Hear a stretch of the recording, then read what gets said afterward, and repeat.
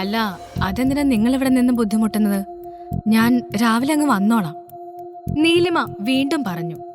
അവൾക്ക് സത്യത്തിൽ അവിടെ നിന്ന് രക്ഷപ്പെടാൻ സാധിക്കുമെന്ന് യാതൊരു പ്രതീക്ഷയുമില്ലായിരുന്നു. എന്നിട്ടും അവൾ അവസാന ശ്രമം പോലെ അഞ്ജലിയെ നോക്കി വീണ്ടും പറഞ്ഞു, അഞ്ജലി, നിങ്ങൾ പോയിക്കോ. അത് കേട്ട് അഞ്ജലി നീലിമയെ നോക്കി ഉള്ളിൽ ചിരിച്ചു. നീ ഇത്ര മണ്ടിയായി പോയല്ലോ ചേച്ചി. നീ പറഞ്ഞത് വിശ്വസിച്ച് ഞങ്ങൾ അവിടെ നിന്ന് പോകുമെന്ന് തോന്നുന്നുണ്ടോ? അഞ്ജലി മനസ്സിൽ പറഞ്ഞു.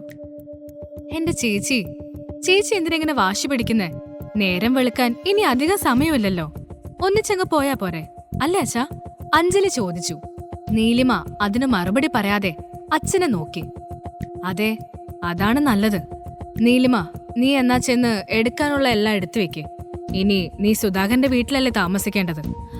വേണ്ടതെല്ലാം എടുത്തോ, വാസുദേവൻ പറഞ്ഞു. അതോടെ നീലിമ ആകെ തളർന്നുപോയി. അവൾക്ക് അവിടെ നിന്നും അശ്വിനെയും കൂട്ടി ഓടി രക്ഷപ്പെടാൻ തോന്നി. പക്ഷേ വാസുദേവന്റെ ബോഡി ഗാർഡ്സ് എപ്പോഴും കൂടെ ഉള്ളതുകൊണ്ട് അവൾക്ക് രക്ഷപ്പെടാൻ കഴിഞ്ഞില്ല. മനസ്സില്ല മനസ്സോടെ നീലിമ മുറിയിലേക്ക് പോയി. അശ്വിനെ അഞ്ജലി പിടിച്ചു വച്ചിരിക്കുകയായിരുന്നു. അവൻ അമ്മയെ നോക്കി കരഞ്ഞുകൊണ്ടിരുന്നു. രജക, മിണ്ടാതിരുന്നോ? ഇല്ലേ ഞാൻ നിന്നെ വല്ല അനാഥാലയത്തിലും കൊണ്ടുചെന്നാക്കും. അഞ്ജലി അശ്വിനെ നോക്കി പറഞ്ഞു. മുറിയിലിരുന്ന നീലിമ അത് കേട്ട് അഞ്ജലിയെ രൂക്ഷമായി നോക്കി. പക്ഷേ അവൾക്കപ്പോൾ അവരോട് എതിർത്ത് നിൽക്കുന്നത് ബുദ്ധിയല്ല എന്ന് തോന്നിയതുകൊണ്ട് ഒന്നും തിരിച്ചു പറയാൻ കഴിഞ്ഞില്ല. സിദ്ധാർത്ഥ സാറിനെ വിവരം അറിയിക്കാൻ സാധിച്ചിരുന്നെങ്കിൽ അദ്ദേഹം എന്തെങ്കിലും ചെയ്തേനെ. നീലിമ ആലോചിച്ചു. ഫോൺ അഞ്ജലിയുടെ കയ്യിലാണെന്ന് നീലിമയ്ക്ക് മനസ്സിലായിരുന്നു. അത് കൈക്കലാക്കാൻ ഒരവസരം നോക്കി നീലിമ മുറിയിൽ തന്നെയിരുന്നു. വൈകാതെ നേരം പുലർന്നു. നീലിമ മുറിയിലെ ചുവരിൽ അശ്വിനെയും ചേർത്ത് പിടിച്ച് ചാരിയിരിക്കുകയായിരുന്നു. അവൾക്ക് കഴിഞ്ഞ രാത്രി ഉറങ്ങാൻ സാധിച്ചിട്ടില്ല. അശ്വിനും ഉറങ്ങാതെ അമ്മയെ ചേർത്ത് പിടിച്ച് കിടക്കുകയായിരുന്നു. സോറി മോനെ, അമ്മയോട് ക്ഷമിക്ക്, നീലിമ കുഞ്ഞിനെ നെറുകയിൽ തടവിക്കൊണ്ട് മനസ്സിൽ പറഞ്ഞു. അശ്വിൻ തലയുയർത്തി അവളെ നോക്കി. അവന്റെ മുഖത്ത് വല്ലാത്ത ക്ഷീണമുണ്ടായിരുന്നു. അത് കണ്ട് നീലിമയുടെ കണ്ണുകൾ നിറഞ്ഞു. അമ്മ കരയണ്ട, നമുക്ക് ഡാഡിയെ വിളിക്കാം, അശ്വിൻ പറഞ്ഞു. ഫോൺ ആ ആന്റിയുടെ കയ്യില മോനെ, നീലിമ അവനെ നോക്കി നിസ്സഹായതയോടെ പറഞ്ഞു. അതോടെ അശ്വിന്റെ മുഖം വാടി. അപ്പോഴാണ് അവരുടെ അടുത്തേക്ക് ഒരു സ്ത്രീ കയറി വന്നത്. അവരെ കണ്ടപ്പോൾ അത് തന്നെ വിവാഹത്തിന് റെഡിയാക്കാൻ വാസുദേവൻ അയച്ച ബ്യൂട്ടീഷ്യനാണെന്ന് നീലിമയ്ക്ക് മനസ്സിലായി. വാസുദേവനും അയാളുടെ ആളുകളും വീടിന്റെ വരാന്തയിൽ തന്നെ ഉണ്ടായിരുന്നു. അഞ്ജലി അപ്പോൾ കുറച്ച് സാധനങ്ങളുമായി മുറിയിൽ കയറി വന്നു. എന്നിട്ട് പറഞ്ഞു, ദേ, ഒരുക്കാനുള്ള എല്ലാം ഇതിലുണ്ട്. ഇവളെ സുന്ദരിയാക്കി ഒരുക്കിക്കൊണ്ടുവാ. വേഗം വേണം, സമയമില്ല. അഞ്ജലി പറഞ്ഞത് കേട്ട് ആ സ്ത്രീ ഭവ്യതയോടെ തലയാട്ടി. അശ്വിൻ, നീങ്ങ് പോര്, അഞ്ജലി ആജ്ഞാപിച്ചു. അശ്വിന് അവളെ കാണുന്നതേ ദേഷ്യമായിരുന്നു. പക്ഷേ താൻ എന്തെങ്കിലും പറഞ്ഞാൽ അമ്മയെ അവൾ ഉപദ്രവിച്ചാലോ എന്ന് കരുതി അവൻ മുറിയിൽ നിന്നിറങ്ങി അഞ്ജലിക്കൊപ്പം പോയി. മുറിയിൽ നീലിമയും ബ്യൂട്ടീഷ്യനും മാത്രമായി. അശ്വിൻ നീലിമയുടെ അടുത്തായതുകൊണ്ട് നീലിമയ്ക്ക് അവരെ എതിർക്കാൻ കഴിഞ്ഞില്ല. അശ്വിനെ സ്നേഹത്തോടെ ആവില്ല അഞ്ജലി കൂടെ വിളിച്ചുകൊണ്ടു പോയത് എന്നവൾക്ക് നന്നായി അറിയാം. താൻ എന്തെങ്കിലും മറുത്തു പറഞ്ഞാൽ അശ്വിനെ അഞ്ജലി ഉപദ്രവിക്കുമെന്ന് നീലിമ ഭയന്നു. ഈശ്വര, ഞാൻ എങ്ങനെ ഇതിൽ നിന്നൊന്ന് രക്ഷപ്പെടും?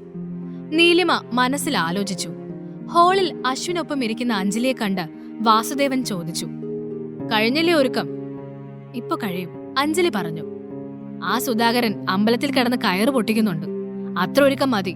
ഇന്നിപ്പോ താലികെട്ടലും രജിസ്ട്രേഷനും മാത്രമല്ലേ ഉള്ളൂ. കല്യാണം അയാൾ എന്തായാലും ഗ്രാൻഡായിട്ട് വീണ്ടും നടത്തും, വാസുദേവൻ പറഞ്ഞു.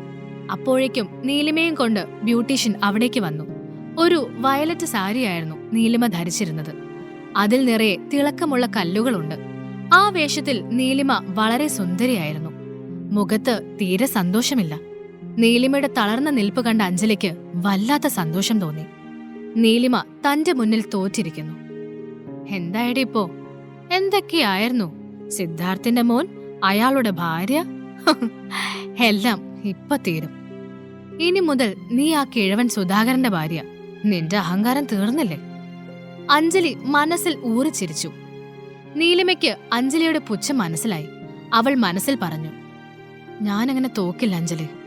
എനിക്ക് എന്റെ മോന് വേണ്ടിയെങ്കിലും ജയിച്ചേ പറ്റൂ. നീലിമയെ കണ്ട അശ്വിൻ ഉടനെ അവളുടെ അടുത്തേക്ക് ഓടി വന്നു. അമ്മാ! അശ്വിൻ അവളെ കെട്ടിപ്പിടിച്ചു. അച്ചു, മോൻ പേടിക്കണ്ട കേട്ടോ, അമ്മയുണ്ട് മോന്. നീലിമ കുഞ്ഞിനോട് പറഞ്ഞു. എടുക്കാനുള്ളതൊക്കെ എടുത്തു വെച്ചിട്ടില്ലേ? എന്നാ വേഗം ഇറങ്ങാൻ നോക്ക്, വാസുദേവൻ പറഞ്ഞു. അത് കേട്ട് നീലിമ തന്റെ സർട്ടിഫിക്കറ്റുകളെല്ലാം ഒരു ബാഗിലാക്കി. എന്നിട്ട് അത് കയ്യിലെടുത്തു. അവളുടെ മനസ്സിൽ രക്ഷപ്പെടാൻ ഒരു വഴിയുമില്ലായിരുന്നു. എന്നാലും ജീവനുണ്ടെങ്കിൽ സുധാകരനെ കല്യാണം കഴിക്കില്ലെന്നു മാത്രം അവൾ ഉറച്ചു തീരുമാനിച്ചിരുന്നു. അഞ്ജലിയും വാസുദേവനും കൂട്ടാളികളും മുറിയിൽ നിന്നിറങ്ങിയപ്പോഴും നീലിമ അവിടെ നിന്ന് ഇറങ്ങാതെ നിന്നു. അവൾക്ക് തന്റെ ജീവിതം ഇവിടെ തീർന്നുവെന്ന് തോന്നി. അശ്വിനെയും ചേർത്ത് പിടിച്ച് നീലിമ വിതുമ്പി. അശ്വിന് അത് കണ്ട് വല്ലാത്ത സങ്കടം തോന്നി. ചെറിയ കുട്ടിയാണെങ്കിലും അവൻ പക്വതയോടെ കാര്യങ്ങൾ ചെയ്യുന്ന കുഞ്ഞായിരുന്നു. അമ്മ, ഞാൻ ഡാഡിയെ വിളിക്കട്ടെ? അശ്വിൻ ചോദിച്ചു. അപ്പോൾ നീലിമ നിറഞ്ഞ കണ്ണുകളോടെ അവനെ നോക്കി പറഞ്ഞു. ഫോൺ അവള് കൊണ്ടുപോയി മോനെ. ഇല്ലമ്മ, ഞാനത് അടിച്ചു മാറ്റി. അശ്വിൻ കുഞ്ഞു കൈകൾ മുന്നിലേക്ക് നീട്ടി. അവന്റെ കയ്യിൽ നീലിമയുടെ ഫോൺ ഉണ്ടായിരുന്നു. അവൾക്ക് പെട്ടെന്ന് എന്തൊരു ധൈര്യം കിട്ടിയതുപോലെ തോന്നി. നീലിമ ധൃതിയിൽ ഫോണെടുത്ത് സിദ്ധാർത്ഥിന്റെ നമ്പർ ഡയൽ ചെയ്തു.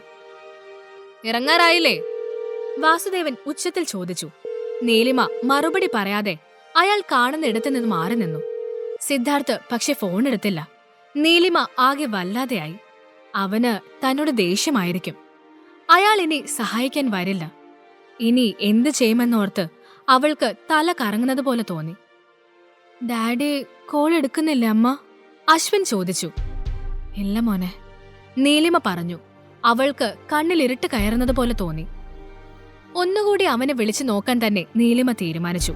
വാസുദേവൻ അവളെ തിരക്കി വരും മുൻപേ കാര്യങ്ങൾ സിദ്ധാർത്ഥിനെ അറിയിക്കണം. നീലിമ വീണ്ടും ഫോണെടുത്ത് അവനെ വിളിച്ചു. ഇത്തവണ സിദ്ധാർത്ഥ് കോൾ എടുത്തു.